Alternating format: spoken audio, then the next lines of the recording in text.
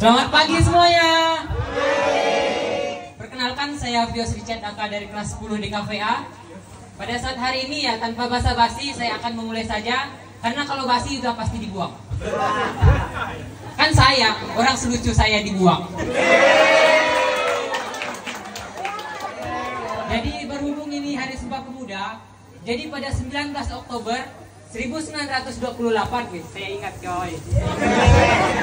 Maklum baru baca. Pada saat itu dibuatlah sebuah Sumpah Pemuda oleh para pemuda Indonesia. Jadi Sumpah Pemuda itu terdiri dari 3 ikrar. Yang pertama itu isinya, kami putra dan putri Indonesia mengaku bertumpah darah yang satu, tanah air Indonesia. Yang satu tuh ya. Padahal sekarang anak muda di Indonesia itu suka berduaan, apalagi kalau bukan sama pacar.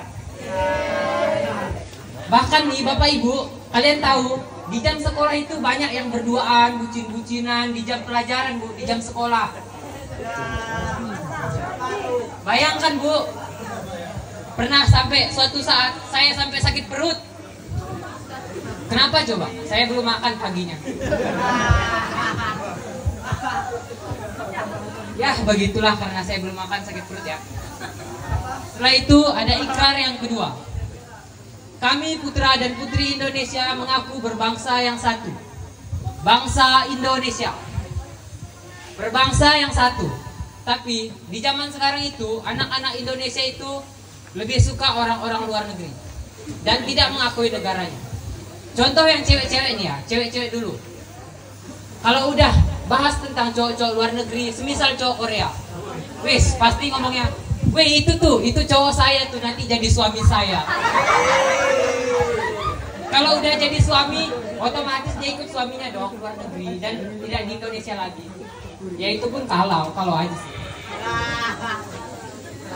Itu tadi kan cewek ya. Kalau cowok, nah saya ambil contoh waktu Piala Dunia tahun 2022. Ditanya nih sama cowok-cowok, lu pilih siapa di Piala Dunia? Jawabnya tuh udah ada yang Indonesia, Brazil, Portugal, Argentina. Ya karena Indonesia tidak ikut pada itu. Tapi di tahun ini di Piala Dunia berikutnya Indonesia tuh berpeluang untuk ikut Piala Dunia. Jadi kemarin di babak, tapi sayangnya kemarin di babak kualifikasi untuk Piala Dunia, Indonesia itu dipimpin oleh wasit yang curang. Wasitnya itu udah curang, nggak tahu itu matematika lagi. Matematikanya sangat buruk. Mungkin semalas-malasnya anak SMK 1 untuk matematika, anak SMK 1 lebih pintar. Coba nih ya, saya tanya, 10 tambah 7 berapa? 17 ya. Kalau 90 tambah 7?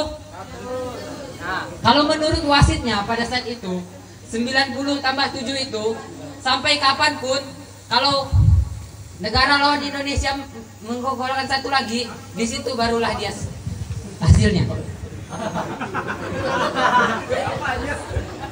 Jadi menurut wasitnya itu 90 tambah 7 itu hasilnya adalah 100. Baiklah, selanjutnya ada ikrar yang ketiga. Ikrar yang ketiga itu isinya itu paling bertentangan dengan anak muda zaman sekarang.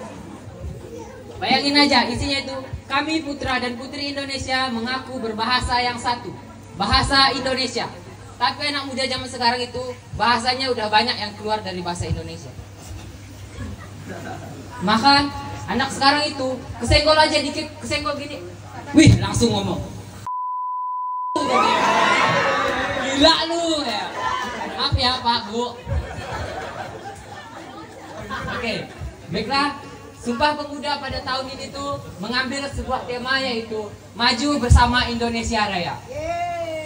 Pada saat ini tema yang diambil ini juga bertentangan sebenarnya dengan orang-orang di Indonesia. Contoh salah satunya adalah pemuda. Bagaimana mau maju? Pemudanya aja suka berkelahi, bermusuh-musuhan. Contohnya ada yang bermusuhan sesama kelompok, sesama antar kelas. Bahkan ada 2 teman yang berkelahi. Gara-gara apa coba? Gara-gara dia punya pacar selingkuh dengan temannya sendiri. Padahal di Indonesia itu tercatat jumlah pemudanya itu sebanyak 46 juta. Banyak kan? Kenapa coba harus kayak gitu?